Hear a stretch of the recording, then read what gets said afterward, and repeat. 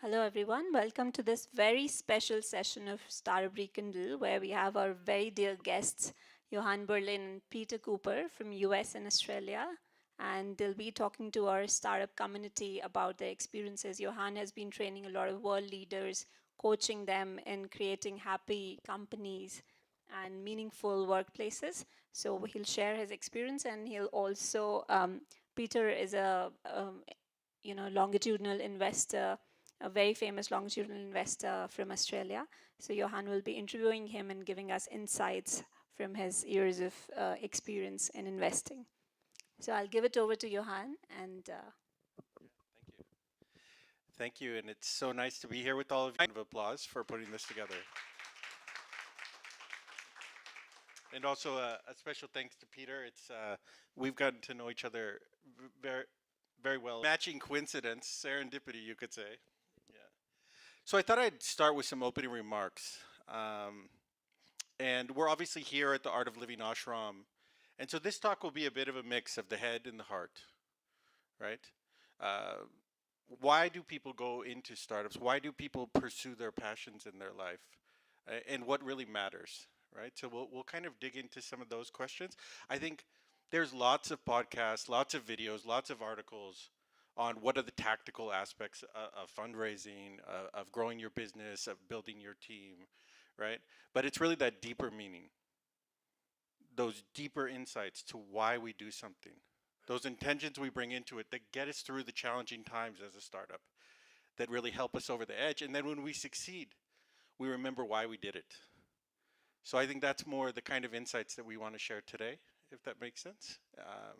And it's fitting of this beautiful environment in the ashram here. So I want to start with the question to all of you, which is what matters? Maybe you could just turn to the person next to you and just and discuss for a few minutes. What really matters?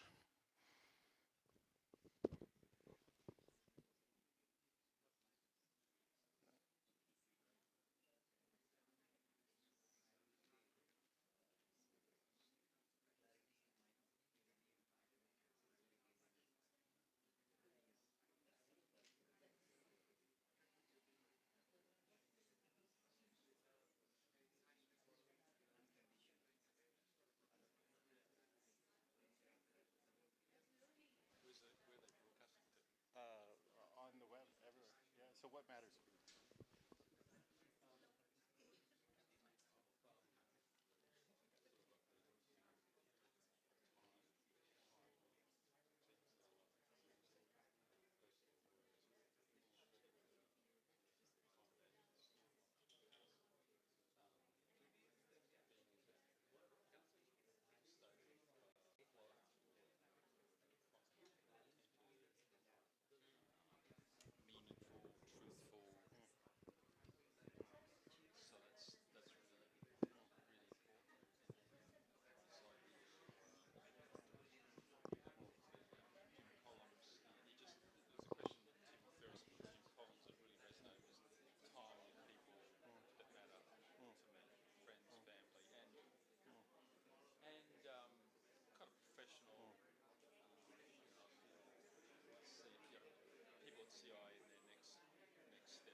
Yeah.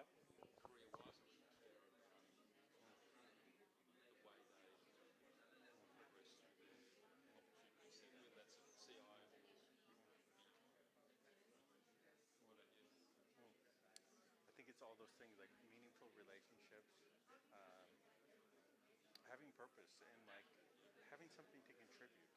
I don't want to just rest like I want to feel like I'm contributing something that's meaningful, that on balance is good for the world or the person in front of you at a macro or like a really like a micro. Um, and then I think like having the right reasons for why I do things, like that deeper intentionality of like not doing it because I'm kind of programmed to do it, but being kind of clear, like what is my intention? What do I want to bring to life and put my energy into, like that real intentionality. Yeah. Yeah. Yeah. Yeah.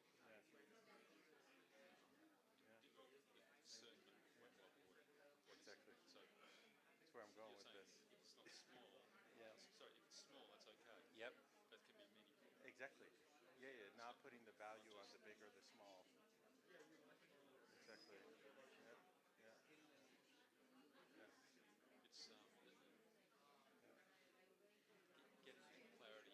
Yeah. Yeah. Yeah.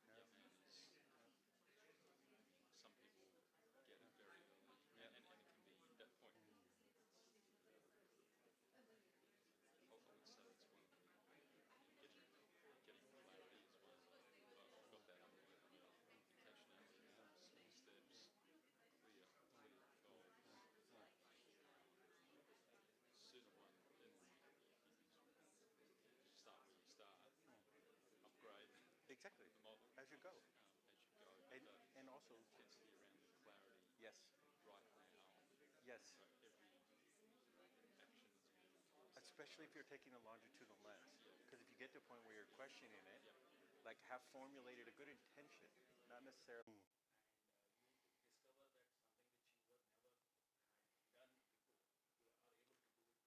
So say more on that. Say more on blind journey. What do you mean by that? Huh. Hmm. Yeah. Yeah. Yeah. Yeah.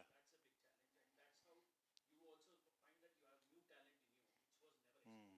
Hmm. Hmm. Yeah. I mean, another way of saying that is just faith. Having faith, right? And anybody who's in a startup has to have a faith line, right? Or taking a big challenge. Forget about just startups. People who create big transformation in the world, Mahatma Gandhi, Martin Luther King, these people, right? They took a big intention, a big sankalpa, and then what? They had to trust, like, right? And then so many skills come out when you worry big, when you expand while you're doing it. Yeah, yeah. One more, contentment. Say more on that. Mm, mm. Yeah, yeah, yeah. And and come what may, be contented, right? That regardless of the outcome, and so much of entrepreneurship is trying, failing, trying again, failing, right? Yeah. So if we're looking for those successes to fill us, right, it won't work. We'll go from one thing to the next thing to the next thing and just keep linking, our sense of purpose, our happiness, all these things to these externalities, which are just passing. And they're changing all the time, no? All the time. Yeah. Beautiful. Let's do an experiment. I want to do an experiment with all of you. So this is a test I've done all over the world with different leaders. So okay, bit of a competition. So what we're gonna do the life of a startup, and in a metaphor. So what we're gonna do, we're gonna put our hands out, and we're gonna open and close our hands as fast as we can. Now we'll see who the champions are here by the end. But the other rule here is that you can stop anytime you want. Anytime you want, you can take a break. But those of us who are a little bit competitive, we can go faster. Those, no, no, we're just running only. It's a full sprint, right, to success. Keep going. You could stop anytime, or you could keep going, right? How many are feeling it? Yeah, but we can keep going. Who is the strong finishers? Yeah, you're enjoying it? Yeah, we know who the alphas are now in the room. Only. Yeah, yeah. Okay, you can stop. Shake your hand. So what happened now? If we were watching from the sky, what did we just observe? A bunch of lunatics open. Yeah, yeah. Synergy. Yeah, yeah. Some synchronicity happens when everyone's doing the same thing, same time. Yeah. What else? Yeah. Did you can? Yeah, yeah. This is the life of a startup. No, you get started, then you just keep going, going. What you hit some obstacles, you keep going, going. Yeah. But if we had stopped in the middle, so you had full permission to stop. If you had stopped and just rested for a minute, wouldn't you be more fresh when you got up and started going again? Yeah. You may not have won the race, but you might win the long race. So that your arms don't start aching, start paining, right? This thing. So this is the kind of first principle, one of the motifs I want to throw out today, which is in order to really lean in order to be 100%, you cannot be 100% all the time. You could be 100% decompressed maybe part of the time, but you couldn't be optimal. So you're going at 60%, 40%, 60%.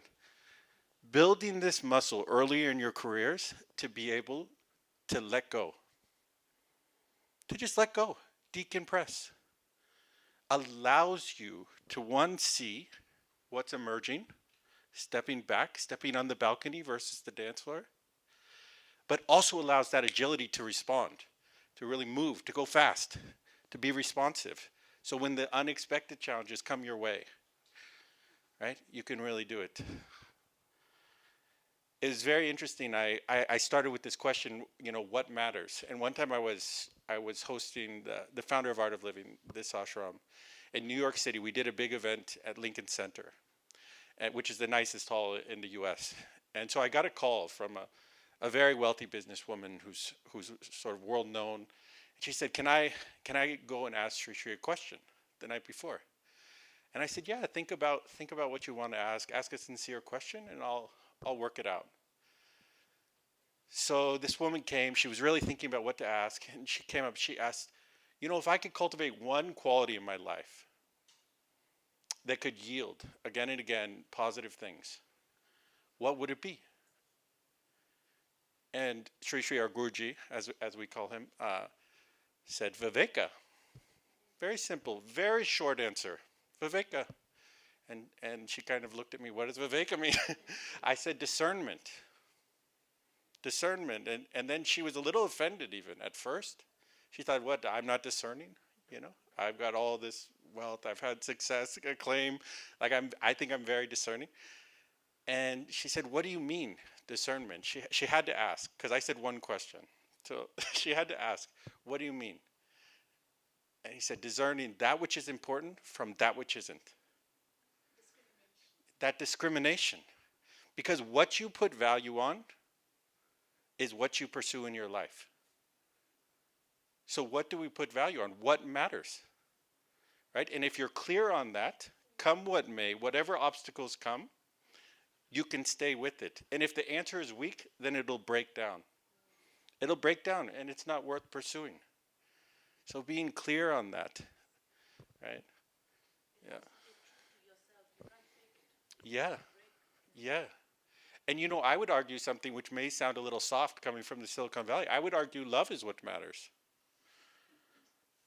So you may ask, what does love have to do with this? I drove all the way out here to this outskirts of Bangalore. What does love have to do with entrepreneurship? What is great product but loving what you're building? Why you're building it? Who you're building it for? What are great customer experiences or journeys that don't have love in them, that are purely transactional? There's a bazillion SaaS platforms out there, right? When you care about a customer, when you care about a person, the person in front of you, when your staff all the way down, and we've seen this with great brands that Peter and I have been exposed to, all the way down the chain, you feel that brand essence, right? Yeah. And what is mental health problems going on in companies, but a lack of love for the people who work for you? Right? Taking care of the people who put so much, who make what you're doing happen, right? And just a couple of examples. Airbnb, Saperna and I, who's here in the audience, had a chance to spend time with the founder of Airbnb. The number one thing in his whole brand DNA, you guys know what Airbnb is? Yeah, so the number one thing he talked about during that, while we were with him that week, was belonging. People want to feel they belong, right? They want to feel connected to that. It's not about the amenities. It's not about the fancy features or the luxury lounges. It's about that. I feel I belong. I feel this person cares. One more principle is just that leaders create more leaders. So one of our clients in Apex TLEX is a company called Supercell. It's 200 employees, 2 billion USD in revenue. Very serious, very small team, very high performing. The CEO of this company says, I want to be the least powerful CEO in the world. Why? Why do you think he says that? Yeah, yeah. What can one point? How much information can one point hold? How resilient can that point be if there are forces pushing the other way? If you have, you guys, many people in here would be programmers. If you have a distributed network, right? And if those distributed networks are strong, if they're enabled, if they're empowered to sprint, run, the whole ecosystem is going to be so much stronger, right? And this is actually what Apex does very beautifully. Our corporate programs here and our Kindle programs, they really create programs where every person, that mindset is that they take that personal responsibility, they really take that jump into minimum needs, maximum responsibility, right? So I wanted to give a couple principles as sort of opening remarks, and it's just a pleasure to have Peter here. One of the things that I appreciate most about Peter is he's had overwhelming success in the field that he's in, but he has this deep sense of humility, humbleness. A lot of people see strength as pride or showing off, but I just have never quite met somebody like Peter in the sense that they carry humility in all aspects of their life, like when people are watching, when people aren't watching. And so I'll be very humbly asking Peter some questions to try and learn and thread out some lessons that all of you might benefit from, and he can share some of his journey. So Peter, obviously it's been a long road getting where you are, and I would love to just hear what are some of the things that have brought you to the values that have shaped your life? Like maybe what are some of the experiences that you can share, motifs that these entrepreneurs could learn from? Thank you, everyone, for coming along to listen to Johann and I. Johann, if I could just have a couple of seconds opening remarks. Firstly on humility, just a little bit of humour here. So when I started the business Cooper Investors, we didn't have any performance reviews. It was helter-skelter, just starting a new business under pressure, so I didn't really have time for any systems or processes. A couple of years in, I wanted to systemize and codify some of the principles and values of the firm, so I designed this magnificent performance review form, and I thought it was very important as a values-first firm that we actually talk about values in performance reviews. And so we have 5 values. One of them is humility. So put in the form humility. And so what happened was kind of interesting, because there were those who were really unhumble and would talk about every friggin' success that they had, and the really humble ones wouldn't say anything in the form. So it was a bit of a dichotomy, if you like. So we kind of had to take that out of the equation. But the other thing I wanted to say, Johann, hope I don't surprise you with some of these things, was a couple of weeks ago in the Financial Times, the Financial Review in Australia, a sort of finance paper, and blazing along the headlines said, students wasting their money going along listening to CEOs' success stories. And so said the University of Sydney, a leading university in Australia. The neuroscience department said that people are wasting their time on studying success because they confuse correlation with causation, and that they'd be much better at analysing failure. Now, I think that's half true, but I thought there's quite an interesting point in that. So, hopefully today, Johann, we can have a chat about some of the successes that have come out of failed experiences. But in terms of, I guess, the virtues and values that I've seen along my journey, I was fortunate enough to go to 4 universities and graduated from 2, and worked in one as well. And really, I guess, saw through my career, both in study and in business, lots of examples of shooting stars. I've worked with some incredibly bright people, and always felt slightly intimidated, frankly, by many of them. And I've kind of wondered, how did I get so lucky in terms of of my success, and maybe there was sort of right spot, right time type of thing. But I think one thing that has stood out about lots of examples of very, very smart, hardworking people was what I'd call their lack of persistency, chopping and changing. We can talk about maybe later on. There's a bit of a wisdom point about when to chop and when to change. I'm not saying you just keep on banging into a brick wall, but I would say a lot of people just give up or complain and play politics and do all sorts of things without sticking to the course. And I think there's lots of incredible examples that we can have a chat about later on about sort of things that look dark and so forth, but you're really close to turnaround or success. So it's important to be persistent. Would love to just start, Peter, with you sharing about the values of your firm, because I think they're a bit unique as investment firms go. So maybe you could just share those 5 and maybe some of the thought process behind it. So I've termed it the a culture of humility. And first up, I want to define humility because I think it's this is a very unhumble thing to say, but I think the Bible sort of got it slightly wrong when they said the meek and the mild will inherit the earth, and we can talk about the philosophy behind that later on. But by humility, and look, for me, Johann, it started off, humility, lacking a bit of confidence and, overly deferent. That's not humility. And, I guess I've sort of got further down the path. I've learnt that, true humility is fierce, and I describe it as a burning furnace, cold and strong on the outside, but very fiery and ambitious on the inside.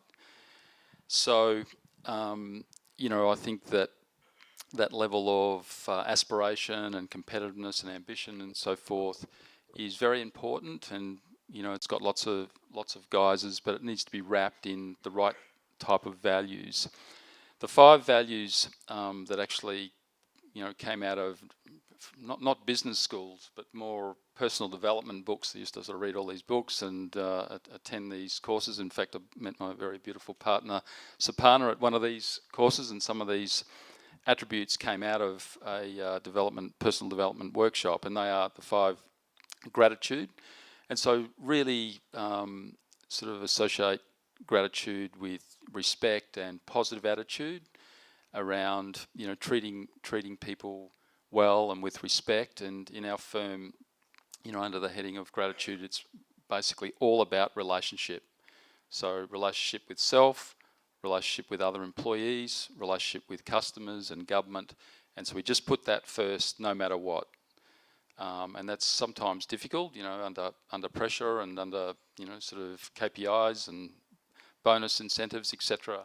But we spend a lot of time talking about, having a positive attitude and, really being detached from a lot of the noise and so forth going around. The second one is intentionality.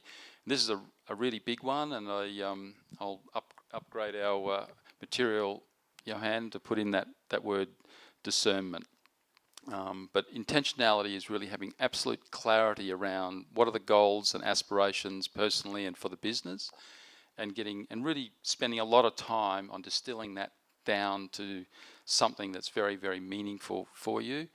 And then the disciplines and discernment that go to back that up, the processes and structures that you put around that clarity statement, if you like, to actually deliver that. And I'll throw in there small steps. There's a real neuroscience.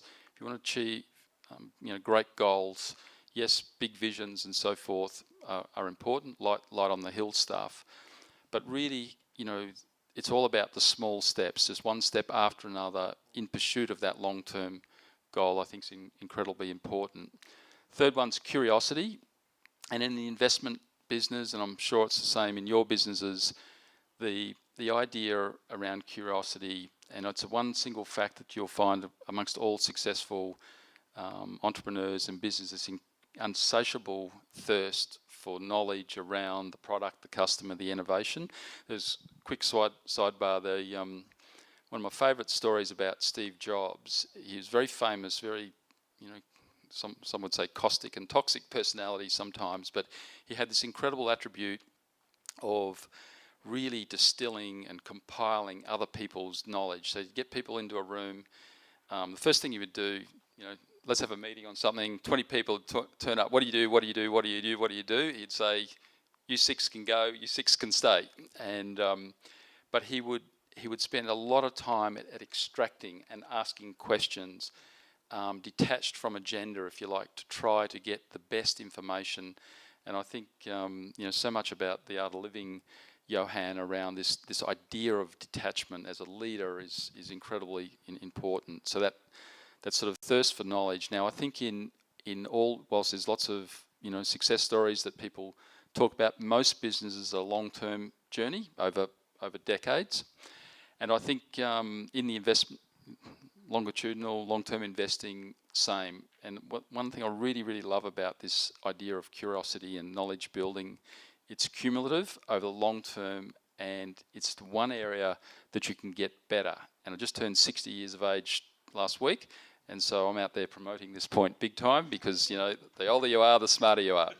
But I think it relates to this idea of pattern recognition, where you can really get into your nuances and experiences. And in business, I've seen so many people charge into new industries, Australians coming to India to make their fortune and leave without their shirt, because they just don't understand the detail, they don't understand the nuances of a market or a product. The fourth one is a bit of a spiritual point around being present and in the moment. And this is the idea of focusing on the signal, not the noise.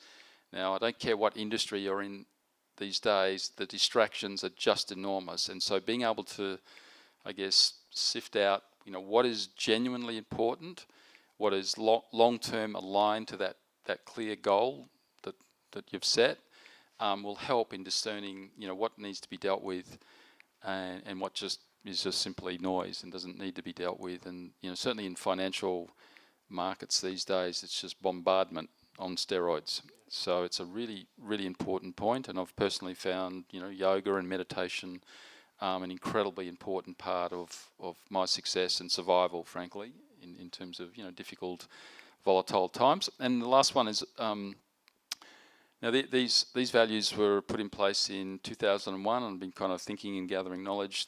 This fifth one's almost become hackneyed and so popular I almost want to change it. But it's authenticity, and I think that you said something about that being natural. I really like this idea because so many, and myself included, you always feel like you're under pressure, or you have to be in positions where you actually can't be yourself. And this idea of being natural is so critical in this quest for being authentic and being, it's amazing how the marketplace, customers or staff, they can smell inauthenticity, and they can really, identify organisations with deep-seated authentic behaviours and belief systems. And I don't mean to be crude about this, but these, and I kind of say this internally, these 5 attributes are a way to live, they're a way to do business, and they're a money machine. And I say money machine not in the pursuit of money, but my absolute belief, when you align these values with your business strategy, you will, and I'll tell you what I say to the investors internally, you will not fail in the long term.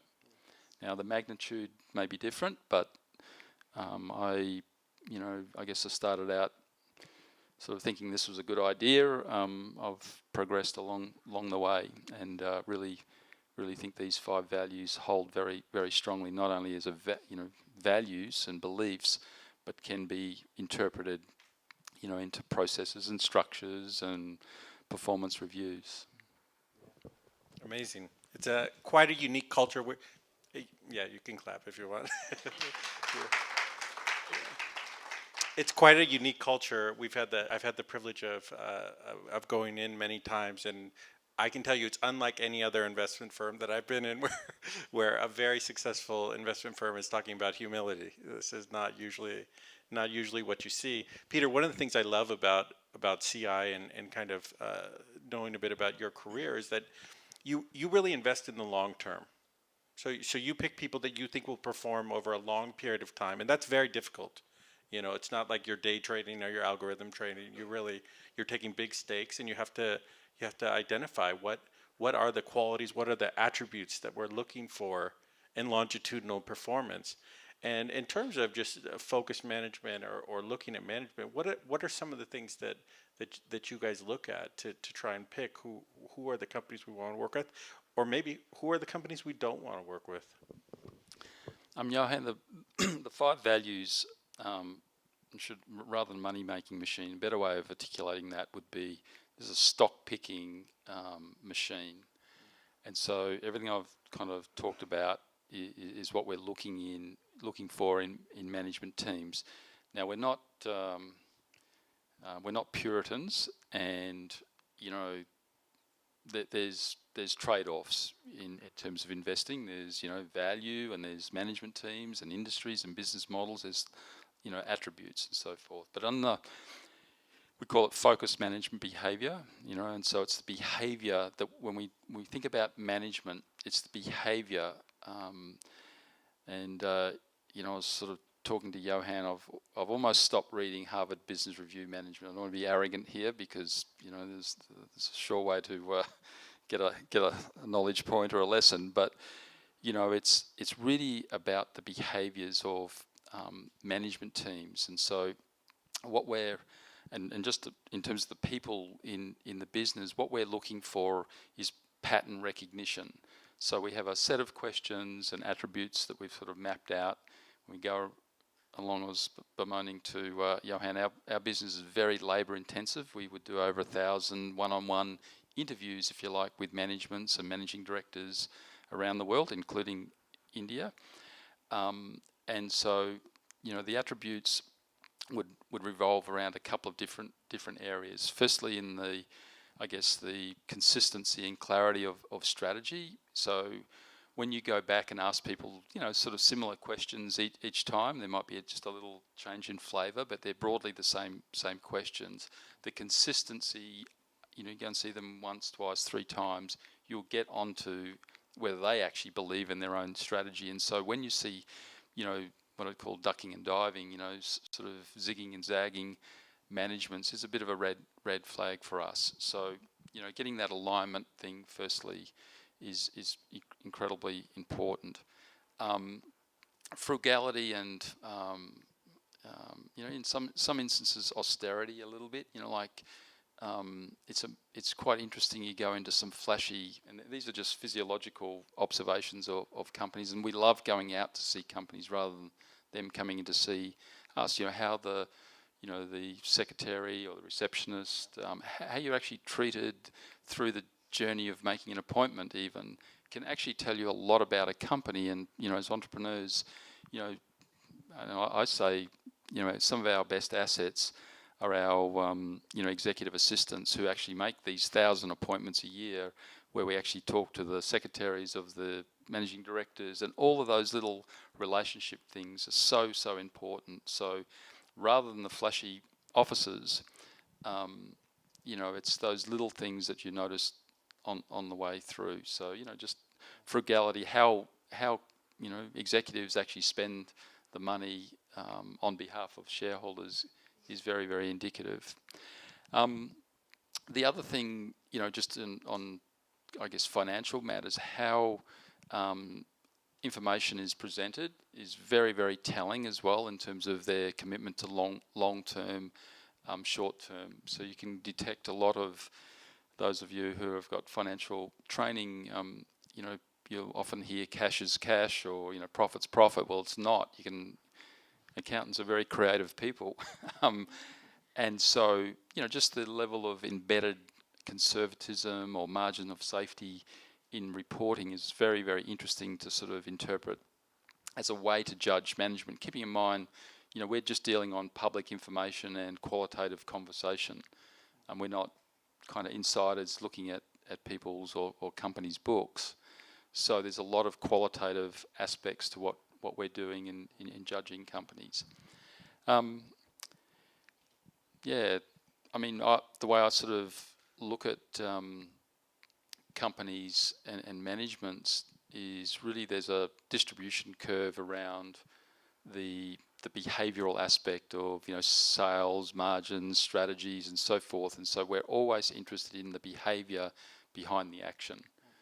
And so posting profits is one thing, but we're looking for, I guess, latency and what's long term, or are they just sort of posting profits for short-term impressions to the market? So we would prefer a level of conservatism, if you like, in both language and actions out of companies. Well, Peter, another question for you is, I think entrepreneurs, many great entrepreneurs come from humble beginnings, and the journey of entrepreneurship is very up and down. And I know even in your own career, you've started from different places and sort of worked through some situations which were very aligned, some which were more challenging. We'd just love to hear a bit, about your journey and how do you make the most of the present moment? How do you make the most of the opportunities in front of you from your own life experience? Yeah, I think everyone has a life story, and I guess what I've learned as I've kind of become more self-aware is that so many of those difficulties can actually be advantages. I think in entrepreneurship land and startup business land, it's tough, and so you're tough people, and it doesn't matter what you're doing, and some days you just sort of think, my goodness, I didn't sign up for this. But maybe if I can just give you a quick arc and just nudge me, Johann, if we're getting off topic here, but because I actually came. My father came from New Zealand. His heritage was Scottish and English, a bit of Irish thrown in there in the 1820s.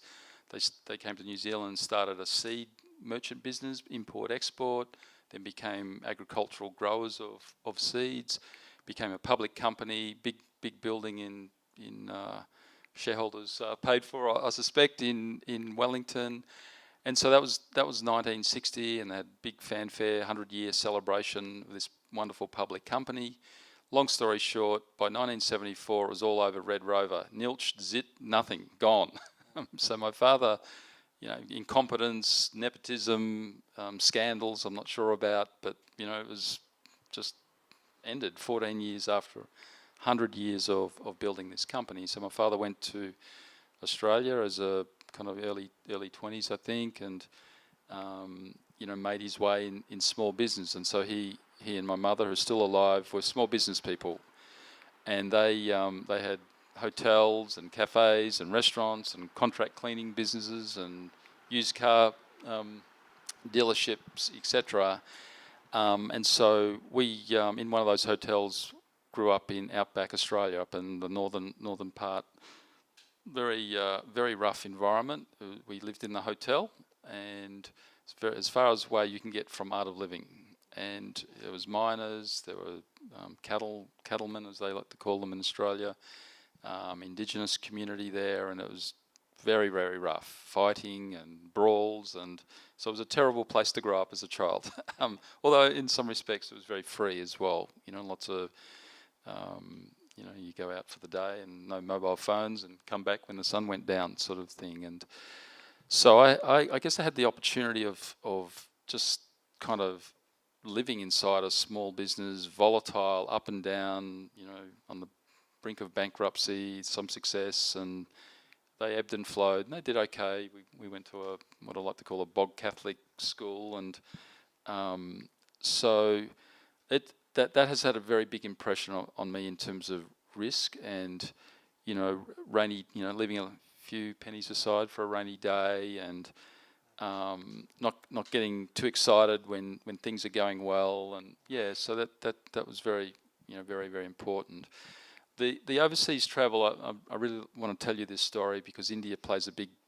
The more I think about this, by the way, the connection I have with India, I'm not just saying this, is just quite remarkable. I've had five major engagements, but when I was in my mid-20s, I was actually the first millennial, everyone. Before the word had even existed in the 70s and 80s, I was a bit of a, as I said, I went to 4 universities and did a few things and stayed in jobs for 3 to 6 months, and I'd move on, and decided I just hadn't found my thing, so I went travelling. Saved up a little bit of money, and in the mid '80s, it was basically pretty cheap to travel. So I went to Eastern Europe, and saw back in the mid '80s, this grey, communist, corrupt. It was interesting and dour. No one smiled in Eastern Europe when I was there, and I just sort of thought it was just something I hadn't experienced before, and just had really sort of, I guess, a good feeling about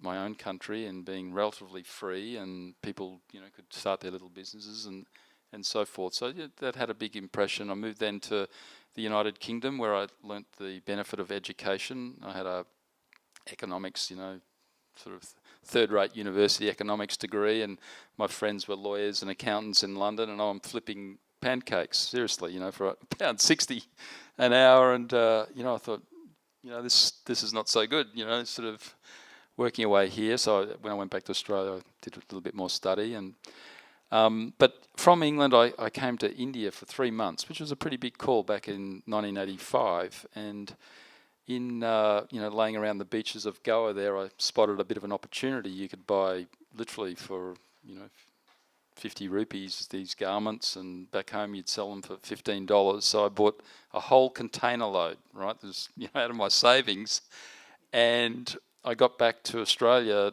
and had my basically a Trump tariff, $15 per garment on these imported goods from India, which was to actually get through the postal system back then was just incredible in itself. So anyway, I have to tell this story because this next story about negotiation and how to do it was what I learnt in India in 1985. As you know, it was tough negotiation. I'd bought this rug for, I don't know, 800 rupees or whatever, and let's call it, $200 rug. Got the guy down, about 20% of what he was asking. I got back to Sydney, this is not a lie, and this same rug was in an Indian bazaar in Sydney Mall for half the price that I paid. But my favourite story is this one, that the negotiating was just incredible, as you guys may know. And anyway, so, I was on $2 a day, and so everything was a negotiation, and it was pretty exhausting. And so after India, 3 months in India, I got the lay of the land, and so then I went to Thailand for a little bit of rest. And so I was in Bangkok market, 1985, and I saw this shirt, like not too dissimilar than your shirt there, gentlemen. So I wanted that shirt. So I went up to the guy and said, he was asking 10 baht, might have been $1 or something back then. And 10 baht, I thought, I'm going to go, I'll go in hard on this one. 1 baht, I said to him. And he goes, didn't even speak. He goes, just shakes the head. And, that you all understand the art of negotiation. You go in hard, then you walk away. But I was busy, so I said, okay, 2 baht. He goes, no. And now I'm getting a bit agitated. And so, okay, I said, 5 baht, and that's it, my last offer. And he goes, nah. So I said, okay. And then I turned around, walked back. And so the art of negotiation, you never look back. You've got to keep walking slowly, right? Waiting for the tap on the shoulder. And so there's no tap. Now I'm thinking, I'm stuck. What's going to happen? So I make the mistake. I go, and he wasn't even looking. He was serving some other customer. So now I'm really annoyed. So I go back to him and say, okay, there's your 10 baht. Give me my shirt. And he goes, no. So I insulted him. Okay, so it was actually quite a good lesson, I think. It's all very well to be a good negotiator, but it needs to be a fair deal, and one should never insult people. I'm a little bit lost in my story now, but let's just get back on track. So the travelling around and actually having real experiences, I was much more of an experiential learner than a textbook learner. And I think in business, whether it's technical or not, just getting around and this was very influential in my investing. There was a couple of books that were very influential in my early days, and one of them was a very easy read by a fellow called Peter Lynch, worked at Fidelity, and he ran a fund there called the Magellan Fund, and wrote a book called One Up on Wall Street. And basically, it was you don't have to buy the book, I'll tell you now. It was basically walking around shopping centres with your eyes wide open and asking people, observing and being engaged with customers and suppliers and people in markets to actually observe what is going on, because it is quite surprising, even in my game now. There's so much information on the internet, and yet there are nuances that you can only really pick up by being in the market. So I think that that's a really been a really valuable lesson for me. I think might as well just finish my life journey here, Johann. But I think then I came back and I actually had a choice, and this is another, I guess, a bit of a wisdom point around purpose and passion. I had opportunity. I had two job offers in 1987. One to be a business analyst in a prestigious firm for $27,000, and one for a public sector job, backwater, going nowhere sort of feel, but it was in their pension area as an assistant analyst, investment analyst, and that was roughly $17,000 a year. And I remember, it took me a couple of days because I had two offers, and I had, I didn't have anything. I was just, take the most paying job. That sounds like a good idea, but I thought about it, and after a couple of days, I went with the heart and went to something that I was interested in and passionate about. And whilst the public service had a lot of drawbacks, it actually, and it's the point I'm trying to make, in everything that I've done, there's been lots of terrible situations, but I've actually been able to find an experience that I've been able to use in subsequent areas. And frankly, the public service kind of made me look good. I was an early starter and a late leaver. There was not a lot of people in there that were very focused in on kind of certainly not the bottom line, but I really met lots of smart people. So really respect people in government today in a way that I noticed some of my private sector colleagues do not. So never, for those of you who've never worked in the public sector, never underrate the intelligence that sits inside the public sector. The other thing I really liked was some people would say it was a lazy, unfocused environment, but it actually gave me the opportunity to be they were actually very long term, sort of didn't even look at what was going on week to week or month to month. And I think that, actually came from working in an environment that afforded, myself to take a very long view. Fast forward on to, I had 3 international experiences. First one was with the French, Banque Nationale de Paris. And I hope I'm allowed to say this, they make Indian bureaucracy look lightweight. They were so bureaucratic. It was a French-owned bank, and they were just off the dial, difficult people to deal with. And it had its own quirky culture. They had French lessons at lunchtime, and they were encouraged to take them, and I couldn't see the point, but it was interesting. And then I moved on to there was an English company called Mercury Asset Management, a large UK firm that got taken over by the American company called Merrill Lynch. And so the English, had this very call it iron fist, velvet glove. They were a quality firm. They very, very respectful, and some would call them smiling piranhas. But they, had a way of doing business that was a little slower cadence than my experience at Merrill's, which was the raging bull. It was a sort of a crash through energy, and I think the combination, I'd have to say, there was lots of sort of distasteful things, I guess, at Merrill's, and in terms of just the, I guess, talking about this authenticity, shiny customer comes first sign at the front door was somewhat inauthentic, but I just really like the combination, I guess, of high energy, call it the American experience, with the very strong and stable English experience that I had in those two organisations, and really have tried to distill some of these experiences. And the reason I set up the firm in 2001 is really try to, take all of these experiences, leave all the negative experiences, and combine the positive attributes into a small firm. And I think one of the beautiful things about a small firm that you are owners of is it's a canvas. You can work and play around with things and build in your own sort of history and your own legacies and your own learnings from your own life. I think it's a very powerful thing. I want to just double click on this story of the negotiations at the Thai market, and share some data from a longitudinal study that was done globally, which was trying to look at what do people want in an employer. And it was very interesting. They thought they would have huge differences across the globe, like in terms of what people were looking for. And actually what they found was there were lots of similarities. And one of the big ones, which I think this is whether you're talking about your vendors, your supply chain, your employees, was people wanted to feel dignity. People wanted to feel dignity. There was no amount of money that could replace dignity.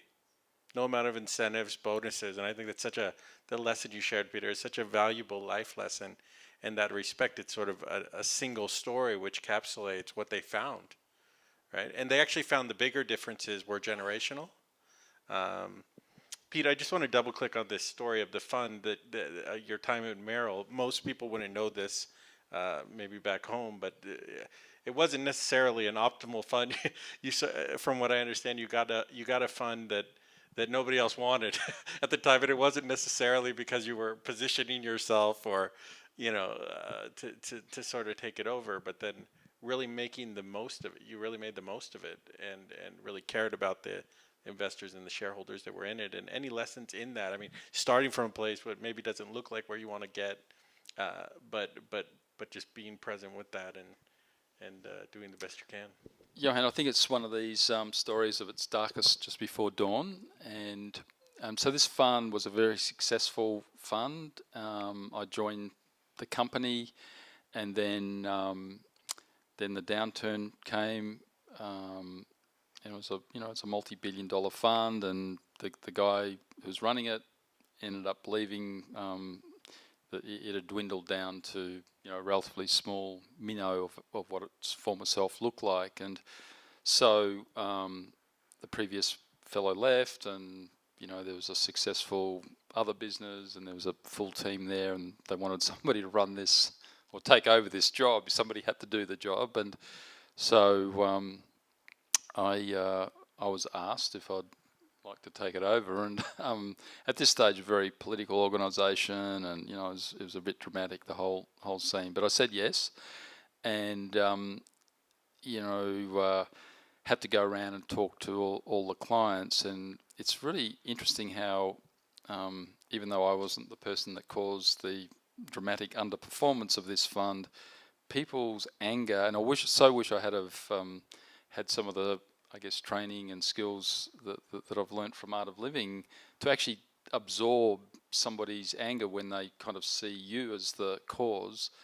I don't know if you ever had a problem at an airport ticket, something, the person on the other side of the counter, that feeling, like you just want to, and they're giving you some grief. That type of feeling, I was on the other end of that. And so, the first year was very difficult. I felt sort of great injustice as being the target for this criticism that was coming my way. Anyway, so we started to slowly improve the fund and turned it around, and the money dripped out of the fund dramatically just before I took it out, but it continued to drip out. Got smaller and smaller, and so it was not until the third year after I'd actually taken it over that the money started to come back in, and I sort of healed all the wounds of the past and so forth. But it's just such an incredible, personal example of where opportunity can lay in all sorts of areas, and in many respects can be true for investing as well. Sometimes when a company is so well traveling and perfect and so forth, the opportunity gap can be quite small because it's well recognized. And so I think it's, I guess it really comes back to this question of adding value over the long term, and you build up this sort of flywheel effect if you can prove, to your customers that you're actually adding value. Good. Well, I think we'll jump into some questions, but maybe I'll finish this interview with the question I asked to the audience, which is, what matters most to you at this stage in your life? I mean, turning 60 is a very auspicious thing, right? So I've got to tell you, I'm not that comfortable with it. So I'm going to lean into what one of the great books called Good to Great by Jim Collins, and there's a podcast I was listening to recently, and I think he said one. Well, so just before I go on there, the thing about Jim Collins, he talked a lot about one of his heroes, Peter Drucker, and Peter Drucker is just an incredible philosopher, author, and management, sort of expert, if you like, organizational psychologist almost. And so he wrote more books after 60 and I think he wrote 85 books in total, but wrote more books after the age of 60. So my belief is you can get better as you get older. But the three things that matter, Johann, firstly, to really focus in on the things that I'm passionate about, both work and family and friends, and really get much more, I guess, discerning about things that don't matter. I think the other really important thing is to spend time, was related to the first point, I guess, but really spend time, family, friends, and work colleagues that really lift my boat. And I've spent a lot of years and decades, I guess, flying around trying to work things out, and I just want to sort of push down on the things that work in Cooper Investors and in my family, and some personal interests. Well, I have to say one of the things that really matters to me is having been able to work with your guys' firm, and I'd love to just give a plug to our local team, our local Apex teams and Kindle teams. If you would like to share anything about that, our work together and bringing in Apex and programs like Kindle, TLEX, all part of the art of living, inspired by Ravi Shankar. What has been some of the values or anything you want to share there? Oh, yeah, Johann's been incredible, and in terms of really igniting some of the human elements. I guess having spent time in bigger firms and consultants and whiz bang, flowcharts and so forth. I think it's just incredible. Without having that skill to connect and build relationship internally, you can forget about all the management consulting fees and all the textbooks. Would be my big takeout, Johann, on your work. I think also we've been working for 3-4 years now. And it's very cumulative. I think there's you can do short-term programs, and they're obviously very skilling and so forth, very beneficial. But I just have loved the layers of wisdom in the work that you've brought to the team, and the trust that's actually that's been able to be achieved is not easy. As some of you may know, you get in outsiders, and there's a lot of distrust, and I guess a lot of politics that occurs around sort of external people coming into firms. Johann has just done it in a very, and this is getting back to this sort of heart and head thing. To me, it's just all about the relationships and the ability to actually connect with individuals before you can actually build systems and management cultures. Yeah, starting with people first. I could take very little attribution. It's a really proven methodology. If any of you haven't been through it, I would highly recommend it. And the one thing about CI, and I would say most of our clients, is that it's really for the people at the company, and they know that. And when you know that amount of trust that it builds, the goodwill that it builds, people show up with that extra attitude of what can I do, how can I contribute more, how can I take more responsibility when they feel their employers care. And it goes back to that dignity point really too. When you see the whole person, not just the task or the role, right? And so I want to applaud you for being that kind of employer, that even in the world of finance, which sometimes gets a bad rap, that you're really thinking about the human beings that work for you. I think it's very commendable. So I think we'll end there. Yeah.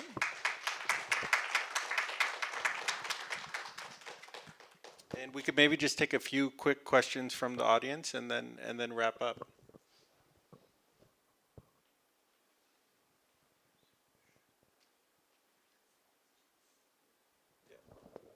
Yeah, go ahead. How do you inspire your team to understand and feel like so that it becomes easier for you to kind of take them along? Yeah, how do you inspire your team? You want to take it, Peter? Or you want me to? Okay, all right. Well, one is I would say there's not a one size fits all sort of bucket. So anybody who tells you they have the formula, I would be a little suspicious, right? Every individual is motivated by different things. And one of the questions that had come through on the web was just around managing millennials, keeping culture going and inspiration going for a long time. And I would say one is when leaders, like I was saying, care about the people who work for them. Human-centered first, right? If you think about the future of work, you're going to have two journeys. One journey will be highly technical, like automation, AI, all the things that we know are coming, are already here to many extent. It's much more than we even know. And then the other is going to be the human experience, right? And AI will become a bit of even these digital things, AI, virtual reality, they'll become a bit of a commodity even, right? They'll start to sustain themselves. And really what will make the difference are those human experiences. So I would say the tone that the leader sets, like people like Peter, in their companies matters a lot. It matters a lot. The second is connecting with deeper meaning. So the question that had come in around millennials. Millennials aren't going to be interested. They're more interested than a title than the amount of the paycheck, at least in the U.S. And I think that's a bit of a global phenomenon. But they want to feel like they're part of something meaningful, right? The transactionary nature of work, it's like they're not going to stay for a long time. But companies that feel that there's really a culture that matters here. We're here to do a mission, that line of sight to the bigger goal and the externalities, as somebody was mentioning earlier, that it can have, that really matters to keeping people inspired. So I'll give you a small example, right? You can have people sitting in an open floor plan that have no idea what impact what you're doing will have on the customer. Somebody who came in, one of the CEOs is doing a ride share, an office transportation startup. And so one of the things he was mentioning is that he's having women drivers take women, right? Now maybe if you're the programmer building the programming for that app, you don't see what a difference that makes. But when somebody's being picked up at 2, 3 in the morning, right, by a female driver who's been heavily vetted by a company that's responsible, it's making a difference in that line of sight. And so I would say allowing people to connect with what's happening, what is the broader goal, and allowing them also to see it is very important. And then the third thing I would say is just this point that I had kind of opened with, which is create hardworking cultures. I've had the chance to work with teams that have gone from a few $100 million to $1 billion, or up into above $1 billion, so the unicorn sort of threshold. And this ability to work really hard, set those really good rituals around first principles, but then also giving time to pause, giving time to take a break, giving time to decompress, giving time to connect with human moments, right? This is what's going to make a company very different. The paychecks, the jobs, the office floor plans, the layouts, they're table stakes. The bonuses, they'll be industry regulated. But these other things can really make a big difference in inspiring people to go the extra mile. And then the fourth thing I'll say would just be vetting for culture. There's one of the top e-commerce companies in the US, which is very celebrated. They do something in their orientations where they say after the first day, they say, we'll give anybody who wants to take $1,000 and doesn't want to finish the orientation, they can just leave if they don't feel connected to what was shared in the first day. And they'll do it. They'll literally pay them $1,000. I was just chatting with their chief happiness officer the other day, and it blew me away. And their thing is like, those people who are coming here just for the paycheck, they're not the people we want. And so we're willing to wait. We're willing to vet. So just being choosy and being clear about those values early on. And then I think the last one I'll share is just around Peter's thing. It's like, have guiding principles and have a high fidelity to them. Put them in your performance reviews. Make sure, and I think this is probably the biggest reason at the CI, Pete, is that have the leaders model it. And have a high fidelity to that, have those guiding principles, and it'll help you kind of build something that's unique and inspiring for employees. Great. Well, I think we'll wrap there. Just thank everyone for coming out. Thank you, Peter, for sharing your wisdom with us, and to the Apex team. And yeah, look forward to chatting with all of you for a few minutes after. I'm really grateful and happy to have such supportive people in our Out of Living company community all around the world, and such valuable insights and such deep wisdom, which can only come with so many years of experience and authenticity and a spirit to help everyone. So really grateful and thank you. And I would like to invite our CEO for corporate programs to felicitate Peter.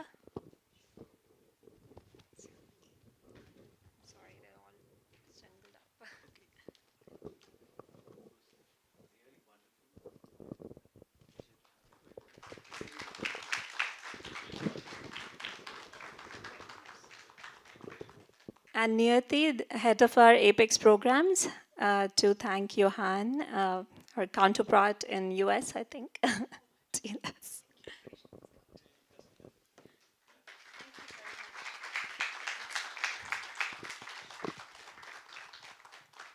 Thank you, everyone, for joining us. You can hang around, maybe chit-chat a little bit, and you also have some refreshments while you go out.